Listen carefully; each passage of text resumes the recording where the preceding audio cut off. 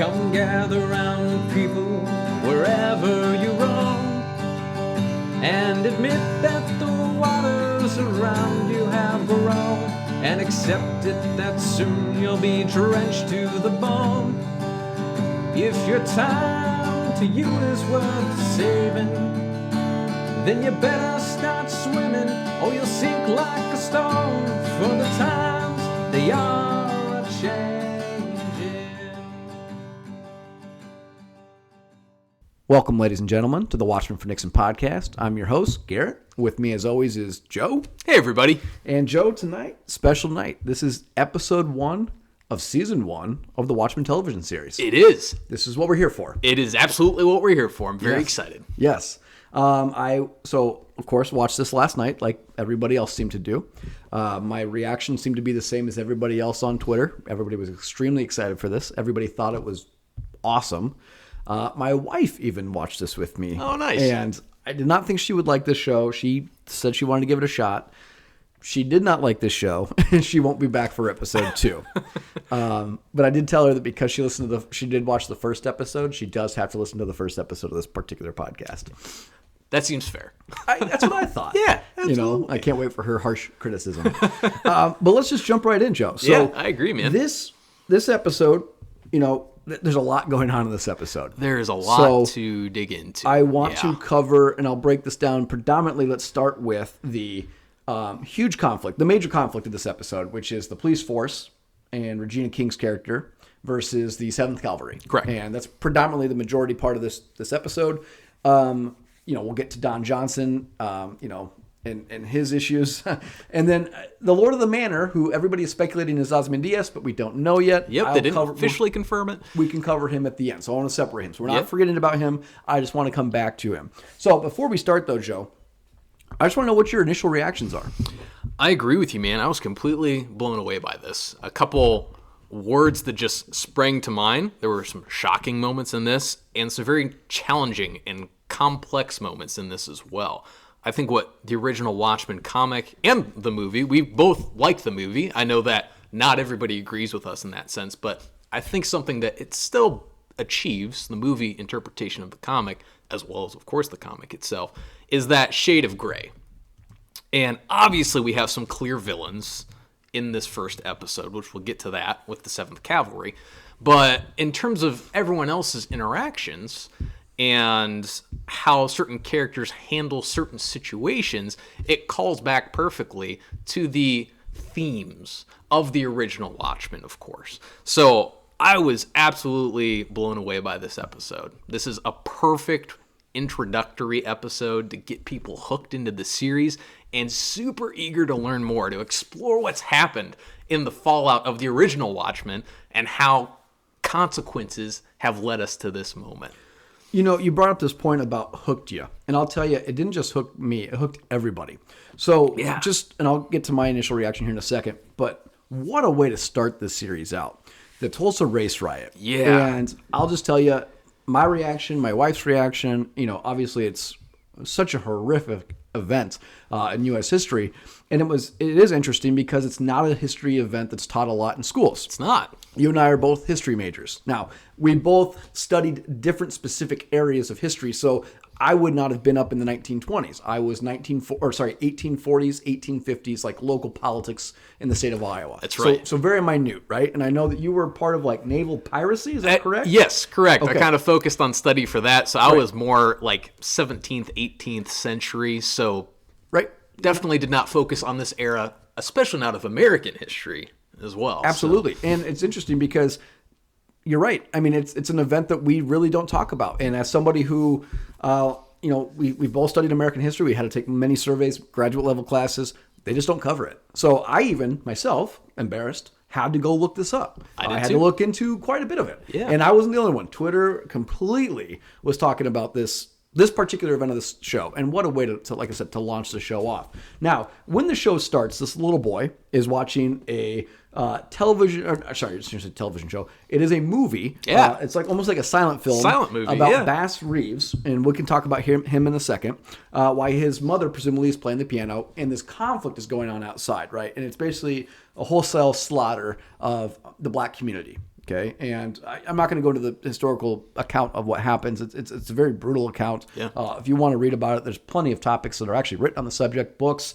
Obviously you could always go to the ever-present Wikipedia, but I would tell you that probably there's a book out there that's a much better source to go to. Bottom line of that event, though, is the little boy and his parents are escaping, and there is a situation where they can't all get out alive. So they basically put the boy in a basket, they send the boy off, and he leaves as far as what we can tell. For the majority of the film, he leaves, and we think he's going to, the majority of the show we thought, and we think he's going to be safe. Turns out not necessarily. We assume his parents die, correct? Correct, yeah. And to be fair, they wouldn't have been alive by the time this present day happened anyways. Very true. Yeah. But just the brutalness of that, what they showed in the initial conflict of the Tulsa race riot and Black Wall Street.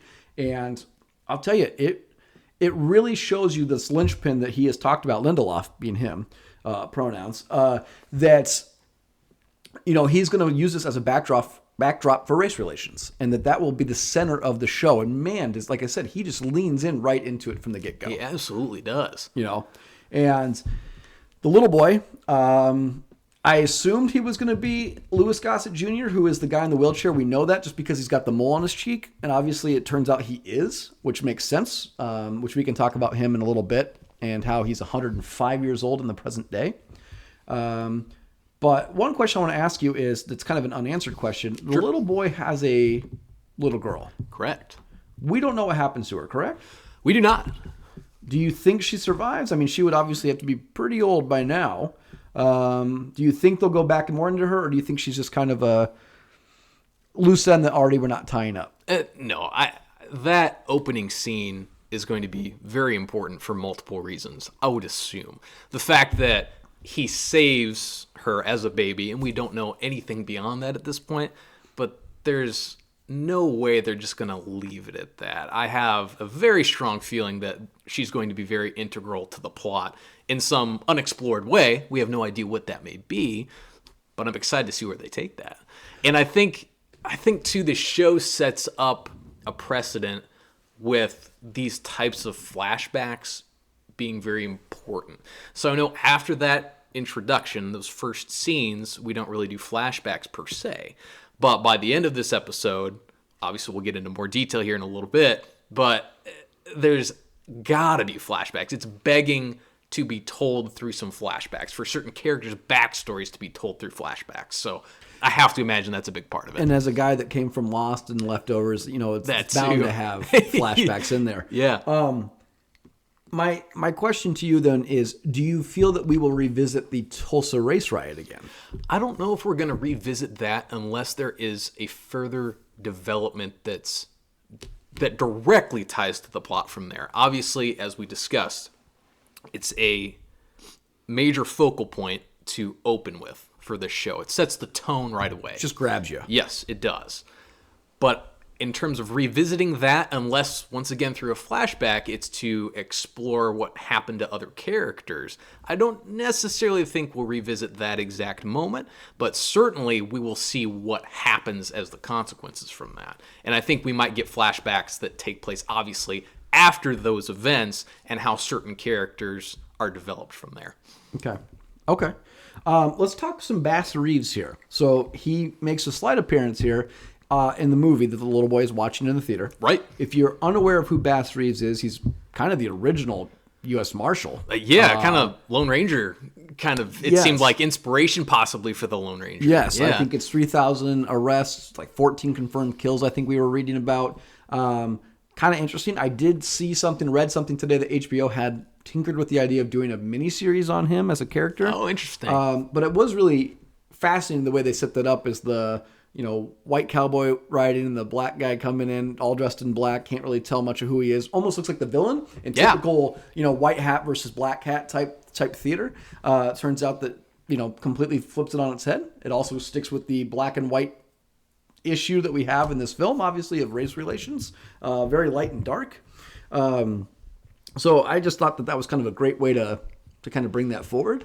And it's interesting because the little boy has a kind of a commentary about this. The little boy in the film makes a comment that there'll be no vigilante justice. Yes.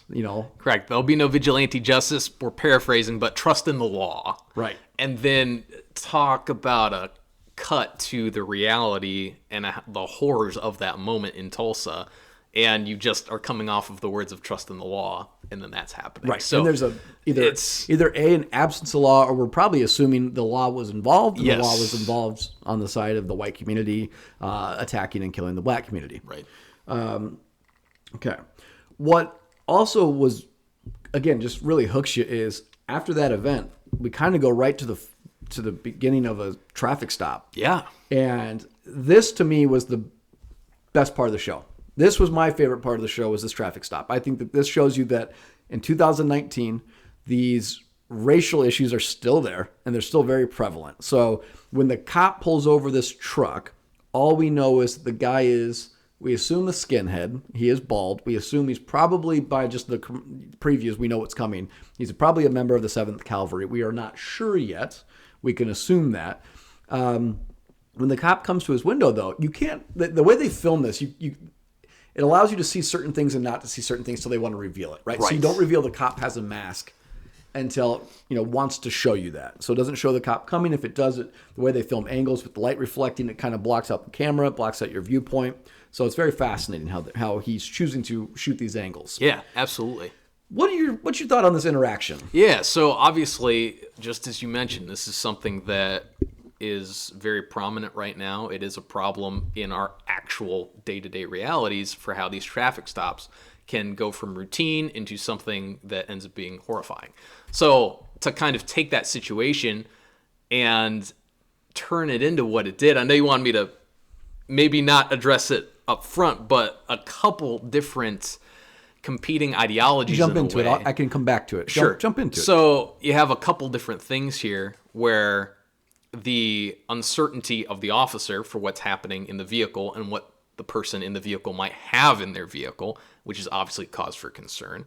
Now, obviously, the officer who pulls over this man is black, man in the vehicle is white, and he sees the Rorschach mask, though, as he gets his license and registration out of the glove box. It's a great subtle way they film that, too. Yes. That you see it, and he has to move it. He has to move it out of the way. Yeah, it is almost, from a viewer standpoint, a blink and you'll miss it kind of maneuver where he shoves it out of the way. And throughout this entire traffic stop, after he's asked, the driver of the truck is asked what he has in his vehicle, what he has in the back of his pickup, he says he's carrying lettuce as well. So what I found really fascinating about this, not only do you have the racial tension, of course, but when the officer goes back to his squad car, they have his handgun in a lock. And the lock can only be released after you get clearance from the police department or someone on dispatch. His name's Panda. We get to see him a little bit later. Yes. And you can tell during this scene, too, that the officer is hoping that it's not Panda. And so we can safely assume that Panda's probably pretty strict with his authorizations of lethal force, essentially, or the potential for lethal force.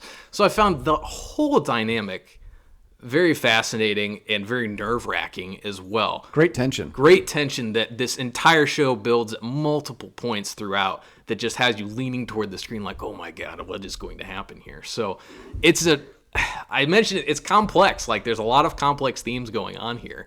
And go ahead. So I'm going to jump in here. So I agree with you. There's a part where the cop asks the gentleman in the gentleman in the vehicle, whatever, to show him what he's carrying. Right. And the guy in the truck reacts and says, well, why don't you show me your face? And right there, that interaction triggers the cop because we don't know what event has taken place that forces the cops to wear masks. Right. This is the first time we see the cop with a mask on. Right. Yep. We know just by what we've read, we know by the previews that some event did take place. We don't know how far in the past it did take place that is forcing the cops to also hide their identity. So when this arguably white skinhead guy asks the cop to reveal his face, that triggers the cop to go back and to release his weapon. Yeah. And it is funny because when you said that he calls in and he doesn't want Panda, he gets Panda. So I had two questions. So the first time I watched this, I thought he doesn't want Panda because Panda will be part of the white supremacist group. Oh, okay. That's where I thought it is, that Panda is maybe somebody that he doesn't trust, that there is racial tension within the community as well as within the police department, which would make sense between, say, good cops and corrupt cops. Turns out not the case. Panda, we can get to Panda in a little bit, but totally not what I expected based on that interaction where he's talking to him. Sure. Okay. My question to you, though, is say that he doesn't get Panda and he just hangs up the phone or hangs off the mic, the walkie-talkie, whatever it is, and stops the conversation. Does he get back out the car and does he still get shot? Probably. In that particular, you're saying whether or not it was authorized. Is that? I'm saying because he tries to say forget about it. Yeah. He wants to tell dispatch, don't worry about it. I'll leave my gun where it's at. I'm curious what his next move would have probably been. Yeah, absolutely. I think he's going to get back out of the vehicle to go continue having this conversation. Now, knowing that this man in the truck that was pulled over is a member of the 7th Cavalry, I think the situation sadly would have ended the same way. Right. Where he gets shot. But it's also... Okay, so later in the episode, jumping ahead a bit, but this is crucial for this part, and I need to go back to rewatch this. So at the end of this scene, after the 7th Cavalry member shoots the officer, he reaches into the back of the truck, and I would have sworn it was going to be a Molotov cocktail or something like that he was going to throw at the car, and it actually is a head of lettuce. He throws it through the window. But is that truck the same one that later the 50 cal is used on? I agree with you. I know we brought this up earlier. I'm not sure either. I'd have to double check, because if he did just let him search the vehicle and there was actually nothing there, then what would have happened? I agree with you. I think the premise where they're at in the modern day, I think just having that 7th Cavalry mask is probably contraband enough to maybe confiscate and to hold him. Yes, so I would agree. I think by this time, this guy is probably going to go into holding. I did think it was kind of a great move to have it actually be full of lettuce that we know of. Kind of a weird end to that interaction. Very weird. Like I said, I was not expecting it was truly lettuce he was going to pull out of the back of his truck. Well, and I want to come to this later because I've talked about this before on some of our previous episodes, how I have kind of a different take on the 7th Cavalry. But it was nice to have some nuance there, that it was lettuce. Now, if the 50 cal's in there, I get that. It would have been better than, I think it's more interesting to have it be the lettuce that he says it is versus like bricks of heroin. Sure. Or something that's illegal in that sense. So I appreciated that Lindelof did that. And again, maybe the lettuce is covering the 50 cal, not sure. And like I said, I could be going down the complete wrong rabbit hole. It was a random thought that occurred to me because I know it's a pickup that they end up using during that firefight sequence as well. But who knows? It might be two completely different vehicles. Yeah. And if the 50 cal is pre-mounted and I'm just forgetting that part, then that question answers itself anyway. But thought that occurred to me. No, that's an interesting thought. It would have been really interesting if it was the same vehicle, if at the end when they get into that firefight that there would have been lettuce that we didn't see. I didn't notice it. I want to go back and rewatch that part specifically because on that top-down view where they're getting the belt like to feed into the 50 cal, like how interesting would it have been if you see the lettuce in there too? It would have been just a great nuance there. Yeah, absolutely. But the repercussions of this traffic stop and this cop surprisingly doesn't die that we see. Right? Correct. Looks like he's in a coma, maybe. Yeah, maybe he's in the hospital for sure. But we get to meet a couple people. Yeah. So we meet Judd Crawford, who's the chief, played by Don Johnson. And we meet Wade, who is Tim Blake Nelson. Tim Blake Nelson is playing Wade, otherwise known as the Looking Glass. Correct. What's your thoughts on these guys right away? Yeah, so right off the bat, and once again, Watchmen does so well is you start to question everything immediately. So are these people who kind of seem to be good guys, at least I kind of have to air quote almost any time we say good guys in this series. I believe Lindelof even said that good guys and bad guys don't exist in his vernacular for this show. I'm paraphrasing a little bit, but I want to say in an interview he mentioned that. So air quotes pretty much around any time I say good guys. But obviously it seems like these are people we're probably supposed to be rooting for to a certain extent. They at least have a badge that we know of. Yes. And we clearly know that 7th Cavalry are the villains and that the police officers are the direct opposition to them. So naturally, we should be rooting for the police officers. So overall, I like their interaction, though. And they're kind of poking fun at each other a little bit in this first interaction as well. Okay. So I thought their performance-wise for both actors was great. It made me immediately want to learn more about their characters, though. Yes. And what their histories are, what their backstories are. So a couple things I noticed of this particular incident is I loved how he had Looking Glass pull down his hood so he could tie his tie. Yes. Before he puts on his shirt, though, he has 2 bullet holes in his shoulder. Judd Crawford does. Maybe we'll get more of Judd Crawford later, not in the present day, but in flashbacks, hoping.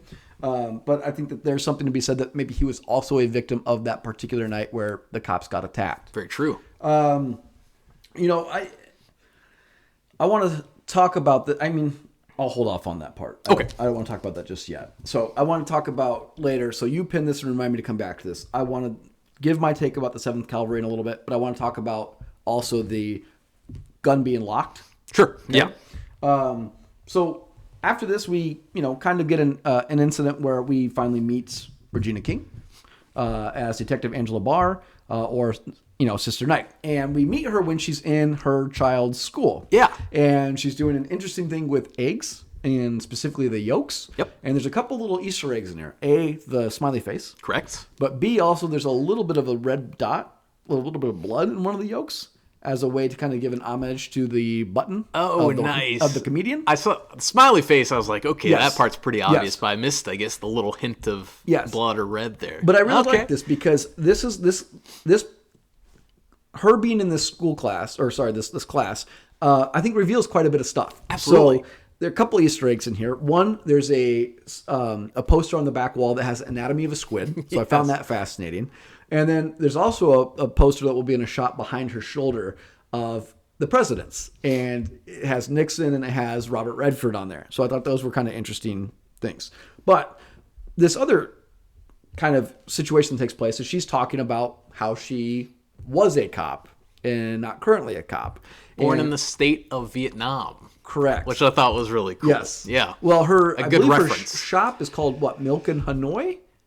Maybe? Maybe. I'd have to go. But it's a reference to Vietnam as well. Yes. So I would have to look at the name of it. I think it's Milk and, because it's not Milk and Honey. I think it's Milk in Hanoi. But I apologize. I could be wrong.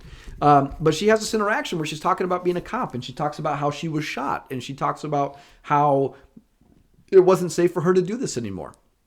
And her child is in this classroom. Yep. Or I don't know if it's her biological child. That's a question. I think that's a question, considering her and her husband, unless there's something that we're going to play into backstory here.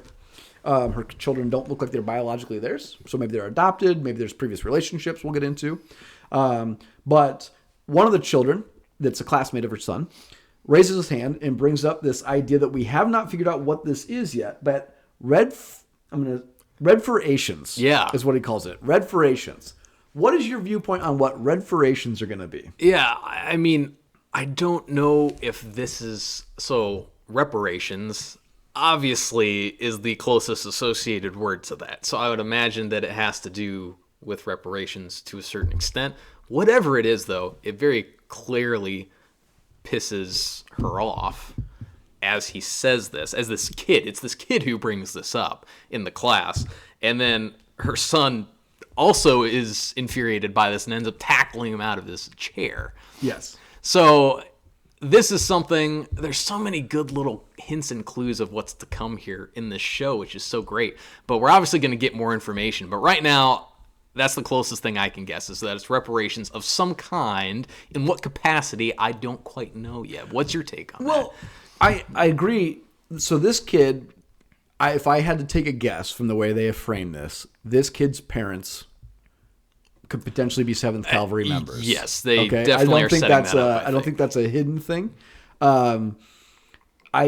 I think that that's very possible. I think that this is still going to be a show where you have a lot of racial tensions within the people of the community as well. And so I'm assuming it's a way to look down on people. It's probably a way to potentially look down on people of color. Yeah, quite possibly. And I think it's probably something that's we'll find out more as we get to Robert Redford as the president, which I'm kind of fascinated to see him playing himself as president. Yeah. So I can't wait to see that. Well, I think it's such a cool nod to the original comics, which there's so much of in this as well. But toward the end of the original comics, it's mentioned how Redford is considering running for president. So Yes. obviously flash forward to where we're at now with this story, and he clearly has been president for quite some time. Yeah, absolutely. kind of an interesting thing. So on their ride home, it starts raining squid. It does start raining squid. And this is an important time to bring up the fact that this 100% is based on the comics. Right, It's not not the based movie. on the movie. Yes. So I'm glad you brought that up. So from my understanding, the comic took place in New York City. Correct. So I don't understand, because I don't believe they've mentioned it, why this is taking place in Tulsa, Oklahoma. So if the gentleman that's Lord of the Manor that we'll get to later is in fact Ozymandias, and Laurie Blake is in fact coming in as Silk Spectre 2 in the next episode as an older FBI agent, why are we supposed to assume that the events took place in New York City, but now the headquarters of this entire conflict will be now in Tulsa, Oklahoma? Do you have any reason why that would be? Estimation or guess? Yeah, in terms of on its surface, why Tulsa instead of New York City, I don't have a good answer for you. Yeah, I don't either. It seems obviously having Tulsa as a focal point of racial tension, that makes sense. So Yes. Clearly that's some of the themes that we're going to be exploring here. So in and of itself, for the purpose of the show and the message they're trying to send with the show, that makes sense. From a strict comic book, we were in New York, now we're in Tulsa, I don't know for sure there. Now, what I'm anticipating might happen is that right now, while we have it's officers versus 7th Cavalry, obviously we have hints of Dr. Manhattan, so I think something's going to happen that makes Tulsa more of a focal point than it has been thus far. We did have a Dr. Manhattan sighting, though. He was on the television where yes. they showed the whatever it was on Mars crashing, the On house Mars, or yeah. whatever building he was building Yes. out there. Yeah, So many good little background moments like that are thrown in there. Yep. Absolutely. Now, when Sister Knight, again played by Regina King, finds out that a cop was shot, she immediately heads to her bakery. And on her way to the bakery, she... Interesting Easter egg, too. There's a guy holding a sign. I don't remember what the sign says, but very Rorschach-like. Yeah, right? but in reverse. Yes. The future is bright. Yes. I believe is what it says Yes. instead of the end is nigh. Yes. Which is such a great juxtaposition of the two different eras. Absolutely. Two different stories. Yeah. Well, but when she gets to her her building or her bakery, we get our first glimpse of Louis Gossett Jr. Yes. And he might be a throwaway to a lot of people that don't recognize him. He kind of talks to her a little bit. He asks her if she thinks he could lift 200 pounds. Yes. Very important. Yes. And she kind of just disregards him. And she goes in. She basically gets all decked out. That we now know that she has a secret lair within her bakery. So that's kind of where her staging operations will be. Yep.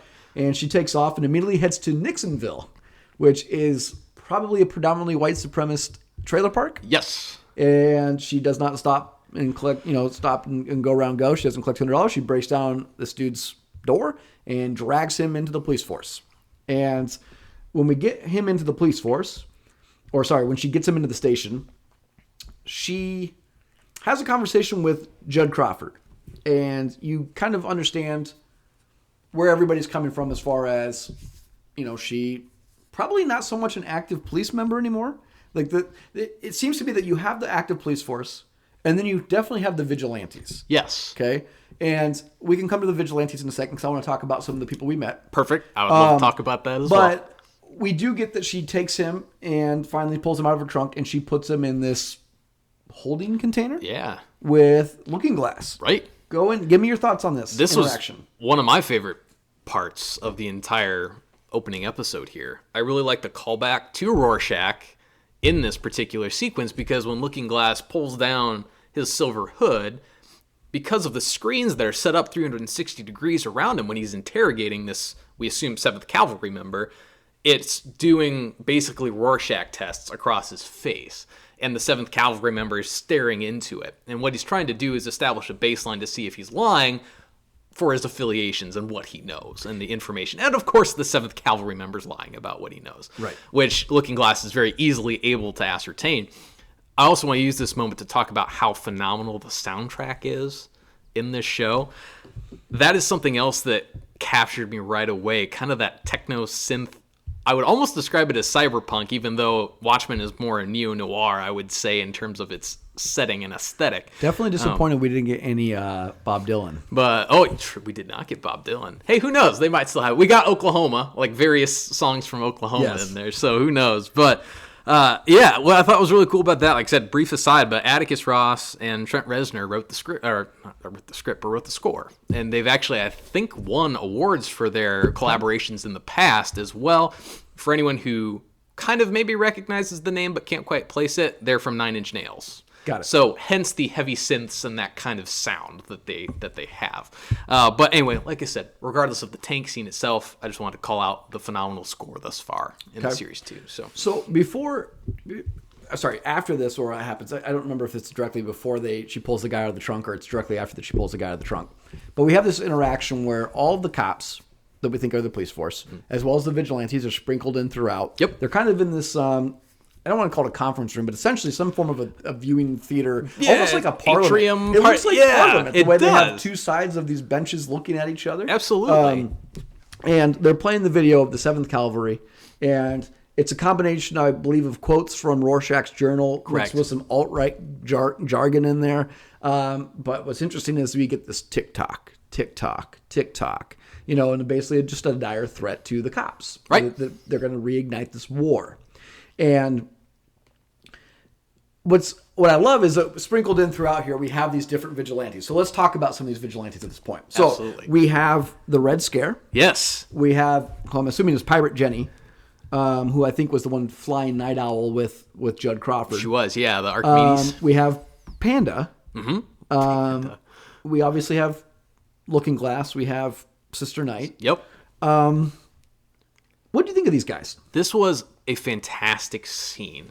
And leading up to this, I was trying to balance looking into the show, obviously, since we're hosting a podcast about it, but also wanting to be surprised and not spoil too much for myself. So right before this episode came out, I read an article about costume design and about how it's a fine line between towing what they're wanting to convey, where these costumes are supposed to be homemade. It's not like an Iron Man suit, right? Or something that is very polished and looks super professionally done. They didn't want that, but they also didn't want it to look like, you went to, Halloween Town or whatever it is that pops up every October to buy a costume off the shelf. And this speaks to all of their personalities, I think, which is so fascinating. So Sister Night, very clearly her character is down to business about just about everything she does, and her costume, I think, was the most put together out of anybody else's. The Red Scares, it almost looks like he begrudgingly did this. Like his his hood that he's wearing, or his balaclava, whatever you want to call it, that he's wearing, it's tattered, and he's eating, a breakfast sandwich or a cheeseburger. I think it looks like something. a powdered donut. Maybe it's a powdered donut. Yeah, whatever he's kind of stuffing his face with at the time. I want more of him. I do too. Yes. The actor, I'm drawing a blank on his name, he played a really villainous guy in Hell on Wheels, actually. Andrew Howard is the guy. Thank you. Yeah. So he's been in quite a few different things, though. He pops up as a character actor all over the place. I think. Yeah. He was in Taken 3. I think he's one of the main villains in Taken 3. Gotcha. He's in quite a bit of things. Sure. But no, I like this because we also get Panda. We get Panda. Because the premise of this is Judd Crawford asks to basically use lethal force, and immediately, instead of saying yes, Panda has to go right to his book. And what you learn isn't that he's a corrupt white supremacist that we know of.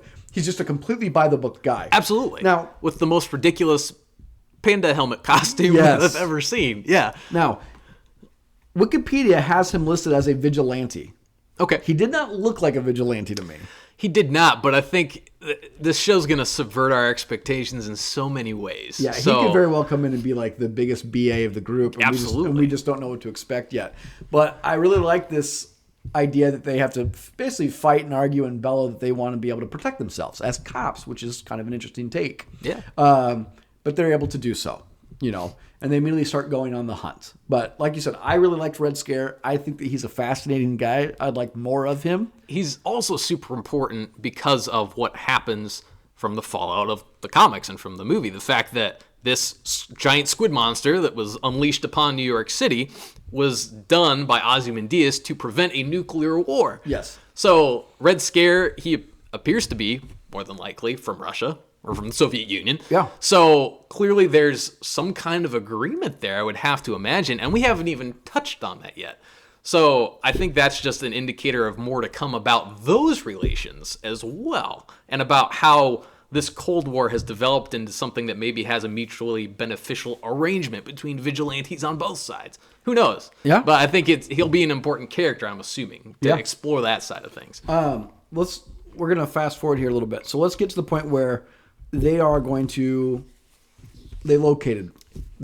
the 7th Cavalry members. Yeah, I just want to say really quickly as well how they get that information, which I think is very important because that's another commentary about police brutality. Yes. So It's also a callback to Rorschach in the movie, though. Oh, yes, in the prison, right? Yes. Yes, when Night Owl and Silk Spectre break him out of prison. Yeah, Yes. absolutely.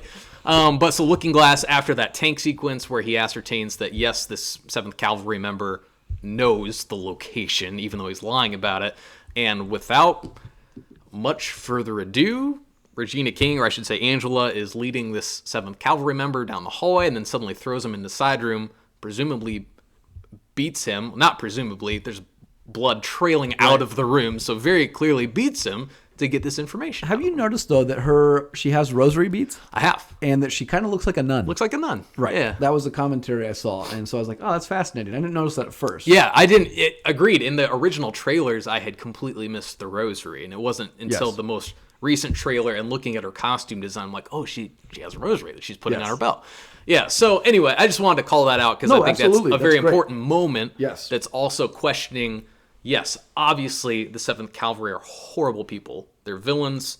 They're who we are rooting against. We want the cops to win in this situation, but how they get that information is she beats it out of them. Right. So yeah, no, good little absolutely. commentary that they're throwing in at multiple points. That's going to be good. points. At the end of this episode, I'm going to circle back into that when I talk about this idea of masking both groups. Yeah, sure thing. So fascinating time. We see them try to invade this trailer park or a section of this trailer park, or at least a motorhome, and they're running through a field, and there's cows everywhere.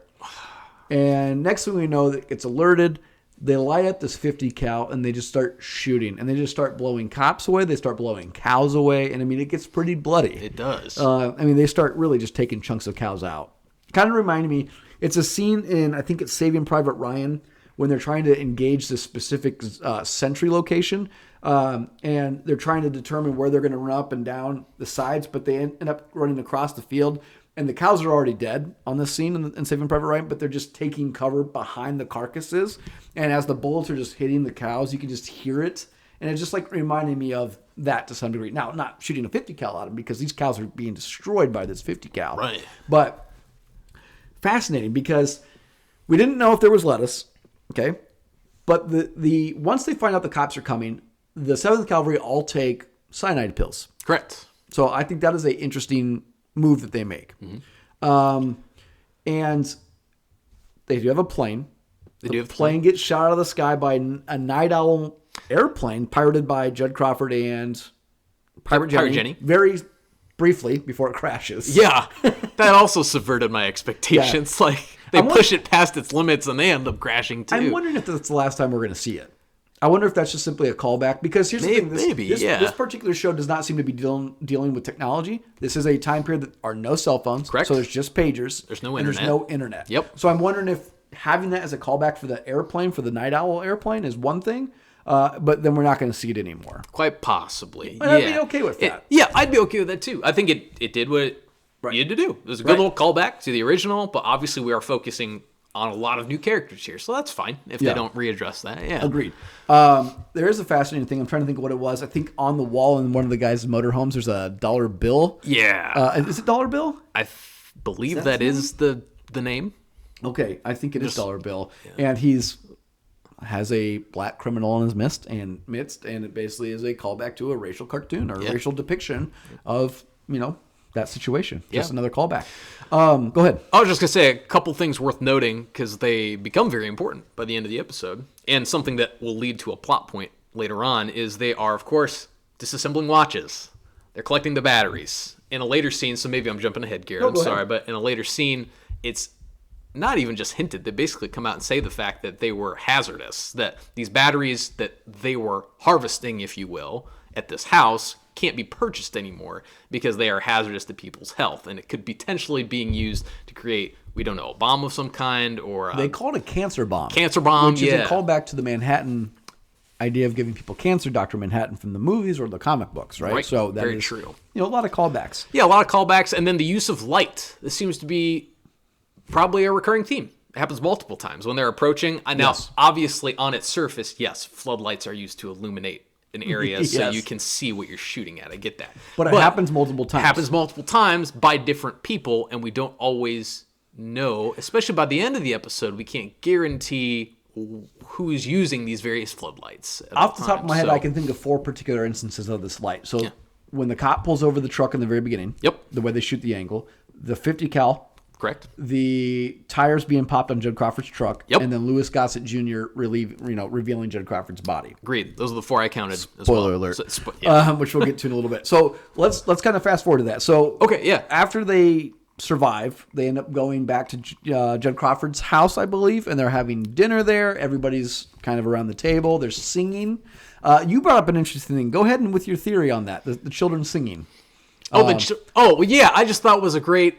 This is a perfect moment to talk about how much I appreciate the world building Go ahead. that they have here as well. So you mentioned the classroom, which was a perfect time to do it. It's a very organic way to set the stage for the story you're trying to tell by having a character explain to a group of children to kind of get the audience clued into what's going on here too. What I thought was really interesting here, though, is that at the dinner scene, they continue that with this little blink and you'll miss it kind of moment where the kids are reciting the presidents and they're going from Nixon to Redford. And you can see, obviously, how different the world of the Watchmen is compared to our own. Obviously, there are similarities, but in terms of presidents, at least, there's major differences here. And it's just those little background things, which is just so well done. It just helps build the world. It helps you gain a better understanding of the world. And they're doing it in a way that's not hitting you over the head with it. Right. So just some really great world building. On top of all that, Judd's also singing Oklahoma. Yes. So while the song itself, I don't think, correct me if I'm wrong, I don't think the song is the one talking about that particular character's death in Oklahoma. Right. But he's still, Oklahoma, in retrospect here, was a huge foreshadowing to Yes. what happens to his character. Yes. What I thought was interesting, so they shoot a scene from a bird's eye view of everybody around the table with like a circle going around it like they're a clock. And during this entire scene, there's a ticking clock. Yes. Tick tock, tick tock. Now, during this time period, I was like, someone's going to throw something through the window. Someone's going to shoot the house. Someone's going to do something, right? It turns out to Agreed. not happen. Judd goes and snorts what we think is cocaine. Yep. Which I want to come back to that in a second. And he gets a phone call and he basically leaves. Yeah. He's And- told that the officer who was shot has woken up in the hospital, I believe. That's Yes. the reason for him leaving. Yeah. And he ends up getting in the truck, doesn't bring anybody with him. And I thought this was fascinating. He lives in a very big house. He, like, out in the middle of nowhere. He has police, protection. It seems like 24/7 he has police protection. Seems like it. Well, he's also the only one who won't wear a mask in public. It Yes. doesn't seem like, which we'll revisit, I'm sure, Yes. in a moment. His truck basically gets, due to spikes in the middle of the road, pops his tires. He gets out, and as soon as he sees both tires are popped and sees the spikes, he knows something's up. And all we see is a flash of light and nothing else. Correct. Okay. Now, there are 2 things in this scene. One is the cocaine. The second one is they linger on a shot of him and what you assume is his father. A picture of an older man and a young kid. Yes. And I'm assuming it's his father and him. And his father was also a police officer. Now, kind of dealing with that image, dealing with the cocaine, dealing with his large house, do you feel like he's a corrupt guy? I think he's definitely got ties. I Okay. really do. And, Do you think we'll find out he's a 7th Calvary member? oh man, I can see them doing that. Yes. I can see them doing that. And here's a couple things that cross my mind. One, we don't know. okay, correct me if I'm wrong. This is one of the scenes I need to go back to rewatch. Do we know who definitively he's talking to on the phone? I don't believe so. We know who Sister Knight is talking to. She's talking to Louis Gossett Jr. We know that. Right. Yes, we know that. That's not, I'm so sorry, that's not the phone call. It's the phone call when Judd is started to change because he knows he's going to go visit the officer in the hospital, and he's on the phone with someone right before he talks with his wife. Right. And the conversation that he has, there can be, I think, a little bit read into that. At least that's what I started to. I'm like, well, we're led to believe that him referring to us giving them a taste of what we have is the cops showing their willingness to fight back against the 7th Cavalry. But it just crossed my mind. I'm like, is this conversation to be taken at face value, or is there more going on here? Right. And then, of course, just the fact that it's Watchmen and the fact that it's an HBO show. Yeah, and maybe we're leaning more into it, but it does strike me as, if you were to tell me that he is, because let's just take this to its natural conclusion. So Regina King, Sister Knight, is having intercourse with her husband, gets a phone call. It's Louis Gossett Jr. on the phone, or the old man in the wheelchair. Right. He is basically telling her, he don't bring your identity. I know who you are. Just come to this location. Don't bring anybody. Amazing scene where she lays back in bed, pulls that shotgun out from the headboard. Out. Awesome part, right? Yeah. Gives her husband, who we haven't really mentioned at this time, I don't know his first name, Mateen. He's from the Aquaman show. I think he's going to be in the next Matrix movie. Yes, I believe he is. His name is Cal in the show, yes, by the way. I'm interested to see what his character will be going forward, because he's actually seems to be an action figure in a lot of other movies. Be weird if he doesn't do something kind of badass in the show. Right. But digressing, she ends up arriving, flash of light, sees Louis Gossett, old man in the wheelchair, with the note from the child that says, please watch over this kid. Yes. And sees a hanging Judd Crawford from a tree, a lynching, essentially. And he's got one missing shoe, and his badge is on the ground, drop of blood lands on the badge, reminiscent of the, comedian's badge, or, his button. Mm-hmm. And tying this all back into Judd Crawford and the cocaine, the photo of what I'm assuming is him and his father as a cop, and it's a black and white photo, so it's older photo. He's an older gentleman too. His father could have been around during the Tulsa race riots. That's what I'm putting this together, is that if Louis Gossett Jr., who asked earlier if he could lift 200 pounds, is in fact the gentleman who lynched Judd Crawford, which I don't believe he is. I do not believe he is either. Right. And here's the thing. If he lynched him, I don't believe he's the one that killed him. Okay. Again, if his father turned out to be a member of this black, essentially the perpetrators of this Black Wall Street crime or massacre that happened in Tulsa in 1921, and he could track that his father was part of that, I'm not putting it past his character to exact revenge. The only reason why I say is we do know there's a flash of light when he gets out of the truck and there's tire spikes. We do know that there's a flash of light, obviously, when she's approaching the body from the tree. Correct. So, thoughts on Judd Crawford being killed in the first episode? It was a great way to subvert expectations. Once again, I think that in a way can hinder it though. So here's what I mean by that. I think that we're so on guard for that exact kind of thing to happen in shows like this. There's such a precedent that's been set, especially on HBO, where they're going to do these things that on its surface we aren't supposed to expect. But it's become the expectation to expect it. So from the moment that the Archimedes crashes, we don't know that it's the exact same ship. But anyway, when that ship crashes after they shoot the plane out of the sky, I'm like, okay, well, they're dead yet. I didn't think that. Right. But as soon as he hops out there and starts laughing, like, is he going to get shot here? Fast forward to exactly what you just said, Garrett. They're having dinner. I'm like, things are way too happy right now. Someone's going to get shot. Didn't happen again. It shows you how great the tension building is, especially with that ticking clock. Yes, it's just constantly unnerving. And then finally, fast forward yet again to the end, and then the nail in the coffin where I would have put money on it was when, obviously, he starts driving by himself. I'm like, okay, there's no way he's making it out of this. So I don't want to be that guy who's like, oh, I saw that coming, but they did kind of telegraph it a little bit that he probably wasn't going to make it out of this. But it's a bold move because from the outset, they're still establishing him as a major character. I mean, he has a lot of screen time in this episode, and he does a lot to show you where different characters are and what different characters think. And now he's dead. So I have a hard time thinking this is the last time we're going to see him in the show, though. Correct. I agree with you. I do believe that if we do flashbacks, he will be instrumental in this because I think he's technically starring in the show, and I find it hard that a guy is going to be killed off in the first episode. Especially because when we get to Ozymandias, we thought maybe they'll kill off Jeremy Irons Yeah, in maybe the they'll first just episode. kill him off the first time we see him. Still not ready to get... you know what? Just joking. Let's get to him. Unless there's anything else that you want to put a bow on as far as the 7th Cavalry versus the police force. Did you want to talk about gunlocks at this time? No, I want to come back to that at the very Come end. back at very end. Okay, cool. So let's move forward. What we do know of is we do see a newspaper clip or a guy reading a newspaper that says Adrian Veidt officially declared dead. Right. Okay. We do see a gentleman riding on horseback, and we don't know where that's at. I'm assuming that's not Tulsa, Oklahoma. I'm assuming not. Right, Not many so- castles, I don't think, Right. in Tulsa, Oklahoma. Great imagery too. Yes, it awesome. is. And this old man, Jeremy Irons, arrives at his castle, and immediately the everybody calls him Master, and next time we see him, he's completely naked. He's typing away on his typewriter while his servants is rubbing his thighs while he's, again, completely naked. It's a young lady. I believe her name is Miss Crookshanks. Yes. Played by Sarah Vickers. And then Mr. Phillips, who's the servant of the house, played by Tom Misen. These two are clearly devoted to him. Whoever this character is.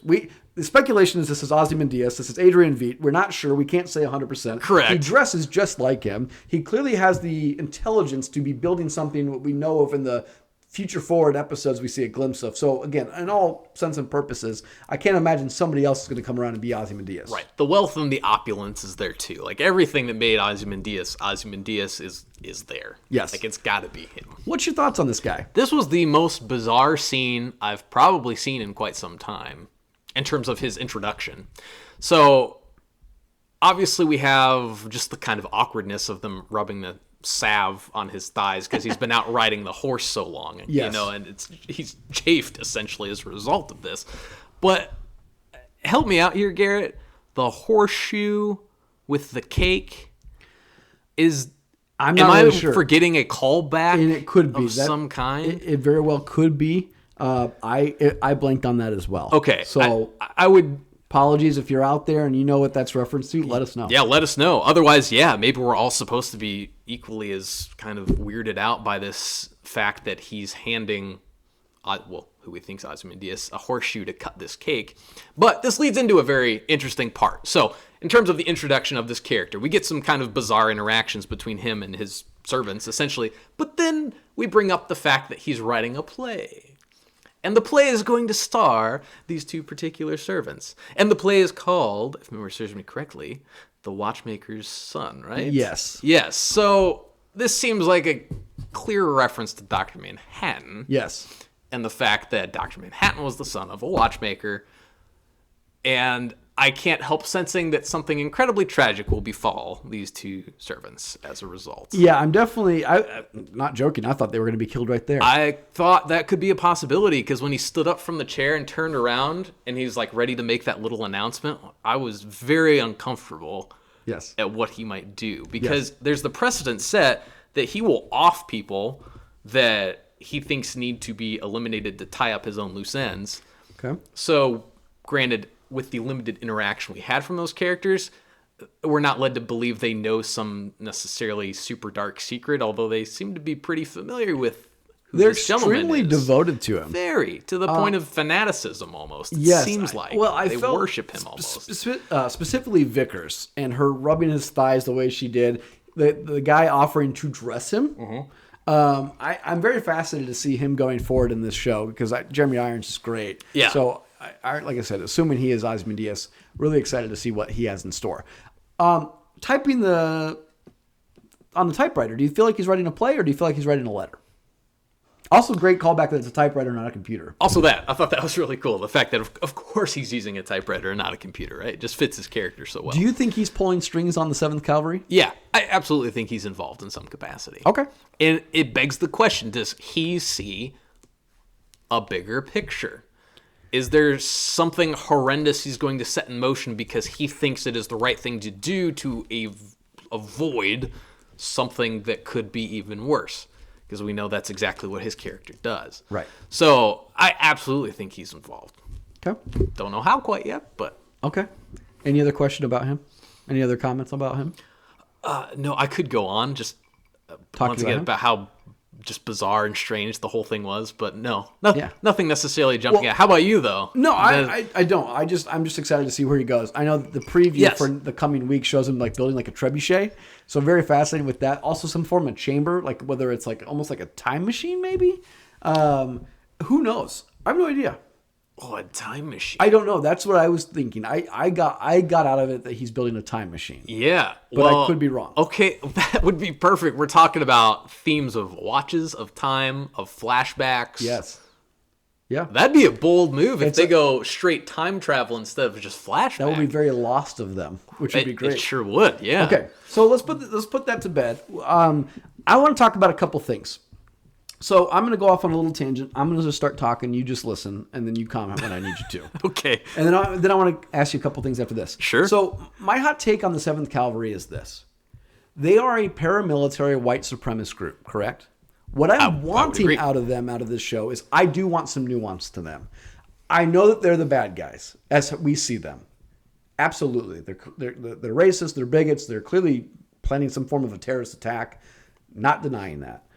I don't want them just to be people under masks that I don't know. I need a central figure outside of Ozymandias, if that's the case, to be a person that we see their identity in this, right? Okay. The thing I was thinking about is we have these people, we mentioned police are under masks, vigilantes are under masks, we have these terrorists or white supremacists that are under masks. The white supremacists, at the end of the day, they have a natural mistrust of government, correct? Very clearly that they do. But the irony of this particular series is they have a mistrust of the government over an actual event that did take place that was covered up by the government. They are 100% correct in not trusting people. Like in this particular instance, right? Now, you can say that whatever they took from Rorschach's journal, from the New Frontiersman, it corrupted, they turned it into a racist thing. Absolutely 100% agree. But I want them to lean into the idea that they took this because they didn't trust the government. And again, turns out they were correct. If the events of the comic took place, and this event took place, and they covered it up, these guys have every right, if they believe that happened, to be angry. Okay? Now, that's kind of my hot take. I'm not defending the 7th Cavalry. I want people to know that. Like, I'm not saying the 7th Cavalry are the good guys. I'm saying I appreciate nuance to the idea that these guys have an argument. And the reason why I say that is there was an interesting podcast I listened to. It's by a New York Times writer. I don't remember her name. She did a podcast on that rancher Cliven Bundy. You remember him? He's the guy that did like in Arizona. Him and his like sons and all these people like stole the rancher's land. Yeah, I do recall that. He didn't want to pay grazing fees. Now, here nor there. But what was fascinating about that particular podcast was she talked about him growing up, living like 30 miles away from nuclear testing sites where the government was testing nuclear bombs, that the wind and the radiation was taking it into the town he was growing up as a child, killing people. Now, not trying to defend Cliven Bundy, but you could make the argument, you could understand why him and his people mistrust the government. Correct? That's what I'm trying to say about the 7th Cavalry. Not backing their racism. No, I get that. I'm backing the idea that they are absolutely not trusting the government. Probably first and foremost, they don't trust the government. Because in fact, the government did, or the people, these Watchmen, covered up the event that they're arguably talking about. So I want that nuance, and I'm hoping Lindelof, which I think he will, because I found that little bit of a nuance when he said the lettuce was in the back of the truck and not weaponry. Okay? Again, not defending the 7th Cavalry. Right. Now, on the flip side of this, I find it fascinating that the cops are also covering their faces, because we're talking about the idea of cops, you don't know their identities. Kind of reminds me of like Fingerman, V for Vendetta, Gestapo type stuff. Outside of police brutality and tactics, which we'll talk about here in a second, it is interesting that they're covering up because they almost look like a paramilitary organization themselves. Right. So if you're an individual that gets stopped by a cop that's dressed head to toe, you can't see anything but their eyes, that can be very scary as well. Because I'm assuming that not everybody in this town is either a police officer or a 7th Cavalry member. So there are people that are potentially white or people of color, black, that are going to get stopped by these cops, and that could be a little unsettling as well. And they're definitely militarized. Because then on the other side of this, we have vigilantes that maybe answer to the police force, but we really don't know where their sovereignty is. They are there, they're included, but they also operate out of their own free will. I mean, Sister Knight does go into Nixonville, pulls that guy out, and there's no repercussion for her breaking the law. Right. She clearly beats the shit out of the guy in the bathroom, almost probably kills him, if not comes close to killing him. No repercussion there. So it's a very fascinating look at, we have cops that are wearing masks, vigilantes that are wearing masks, and the 7th Kalvary that are wearing masks. All these people with their identities. And it brings it back to, like you said, the modern day, that we are facing these ideas of racism still clearly in this world today, our world, not the Watchmen world, but also these police brutality tactics. And I found it fascinating that their viewpoint was to make the pistols be locked in the cars until they could get permission to unlock the pistol. Right. I thought that was very interesting. I thought that was neat. I've never seen that before. I've never seen that before. It was a very unique concept, at least once again, compared to other shows and movies that I've seen. And I think what it does throughout this entire first episode is you have these traditionally conservative, traditionally liberal, I realize I'm probably generalizing immensely here, but some very commonly held beliefs amongst two opposing ideologies that are kind of mishmashed together a little bit. That's what I find really fascinating. The fact that there is a gun lock, that the police officer is not able to immediately respond if he feels his life is threatened and be able to use lethal force, but then coupled with the fact that, well, but they are wearing masks and there are vigilantes who are clearly, whether they're reporting directly to the police officer or what capacity, or not police officer, but reporting directly to the department, or in what capacity we don't quite know, but they're able to act completely outside the law. And they're applauded by the police department for being able to act in that way. Just like you mentioned with, she hits the back of her headboard and the shotgun slides out. She's got pretty much license to do, it seems, whatever she needs to do and not worry about having to answer for it. And they'll justify it later. So once again, on one hand, you have gun locks and the fact that it seems to be restricting their ability to respond in a lethal force if they were to deem it necessary. But then you also have them wearing masks, and vigilantism is supported by the department. It's like two completely opposing ideologies, but they're mixed together here. And that's a very common theme that's going to be recurring, I imagine. So well, I agree with you. And it is interesting because you have the representation of the 7th Kalvary is similar to, I mean, you can maybe arguably say it's alt-right America. Essentially you could say it's alt-right America. It's maybe clinging to the guns America. But if you're talking about police brutality, and obviously the cops, these situations have existed where the cops are now forced to keep their guns locked down to not be shooting people. Like I said, there are arguments to make on both sides of hatred and distrust of the government, i.e. the police force. Also distrust of the people wearing, obviously, 7th Kalvary masks because they clearly want to kill everybody and start a race war.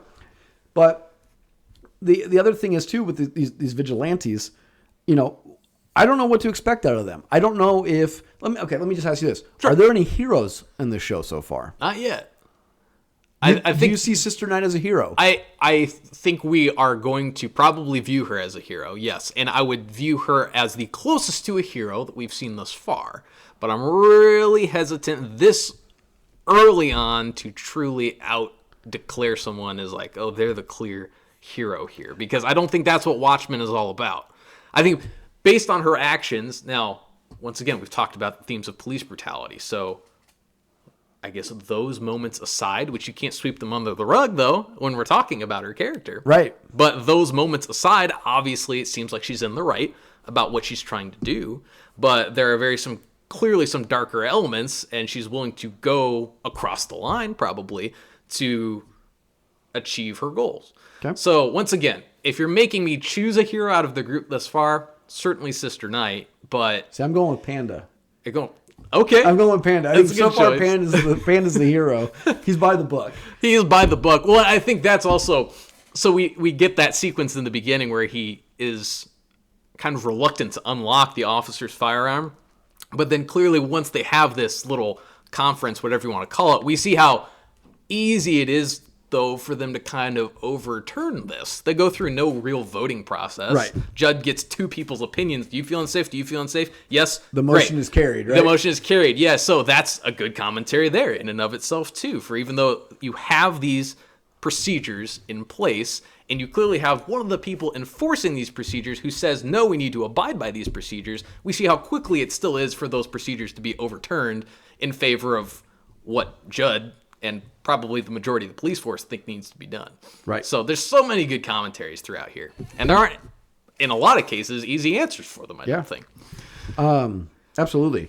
Now, is there anything final commentary for you to make on this situation as far as this particular episode? I will just say that I am so excited to see where they take this. Yeah, I am too. I want to talk about a couple things that we saw in the coming forward in the next couple of weeks. Dr. Manhattan, I'm assuming, does show up. You see him kind of flick his finger.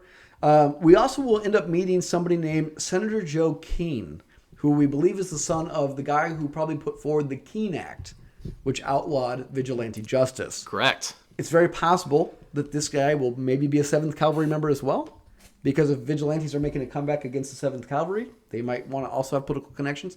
I'm very fascinated by the 7th Cavalry, not because I enjoy them. I'm interested to see how far their reach goes, because we see how the vigilantes are very connected to the police force. They actually have a lot of power. They move around without impunity. We saw that without any repercussions to their actions. They seem to be able to break the laws at will as well. I'm very interested to see the reaction or the repercussions from the 7th Cavalry now after this attack on their mobile home or that fort to see what they're able to do. And I think that the Senator Joe Keene might be that particular person. Yeah. So I'm really interested in seeing that. I'm also wondering if we'll get into some kind of like McCarthyism, where we'll start trying to like gauge who is who in this group. Yeah. Like who's a cop, who's a 7th Cavalry member, and who's a vigilante. I think that will be interesting if we get into any type of McCarthyism in this show. Sure. Yeah, I absolutely agree with you. I think it'll be very interesting because so many characters are behind masks, and while we might know, of course, who they actually are, the characters do not.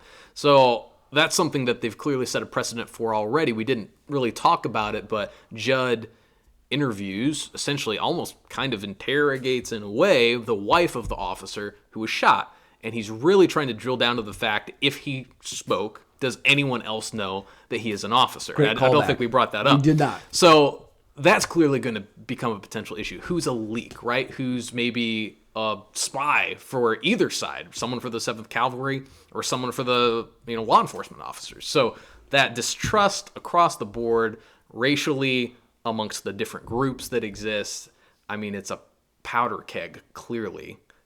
Yeah. And I'm just excited to be at a point with a show where it's truly brand new. It's set in a world that we're kind of familiar with because it's Watchmen, but there's no precedent for what's going to happen from here moving forward. There's no comic to go off. There's no comic to go off. It's very exciting to watch a show like that and go in completely blind for what's going to happen next. Yeah. My guess is at some point we're going to realize that Judd Crawford was a part of the 7th Cavalry or somehow involved with the 7th Cavalry. I would think so on the take somehow. Maybe Looking Glass. Maybe Looking Glass as well. Right. Yeah. Because it's clear I think there's a friendship there. Well, there's also a friction between him and Sister Night in one of the coming weeks. So, or maybe he's aware of it but turned his back to it. Maybe he's not part of it. Yeah. It'll be interesting to see. By the way, can we just say Looking Glass mask is excellent? Oh, it's awesome. Great. Yes. Right? Yes. So, I like just how understated his kind of is as well, where it's just kind of a little jacket and there's not much else going on, but then he pulls the mask on and he goes from unintimidating kind of to suddenly very intimidating. Also very monotone, kind of like that voice, because Tim Blake Nelson has that voice. He's kind of that stand-in for Rorschach, not just because he has the mask, but because of his voice. So very fascinating to see what his character becomes as well. Again, still want to see more Red Scare. Pirate Jenny too. I don't think she got a lot to shine in this episode, so I look forward to seeing her have a bigger role in the coming weeks as well. Agreed. So, I hope that we get to learn more about her character too. Yeah. Other than that, Joe, anything else to add on this particular episode? No, not at this time, man. Perfect. Well, we do want to thank you guys for joining us tonight. We will be back obviously next week for episode 2. Super excited for that. If you do like what you heard, go out and give us a rating. iTunes, give us a 5 stars if you want. If you want to give us something less, just don't. Only positive vibes. If you want to reach us on Twitter, we're at Alien and Cowboy. If you want to email us comments, questions, concerns, aliensandcowboys@gmail.com. We also will be back Wednesday with our other podcast we run called the Aliens and Cowboys Podcast. That's just kind of probably some of our pop culture news. We'll probably talk about Francis Ford Coppola's comments Martin Scorsese's comments. Talk about Star Wars trailers. Yep. We'll talk about a couple other things as well. So if you like us, obviously go out and check out that. Again, that's Aliens and Cowboys podcast. We run that weekly as well. So we thank you guys for joining with us, and we'll be back with you guys next week. Cheers. Cheers.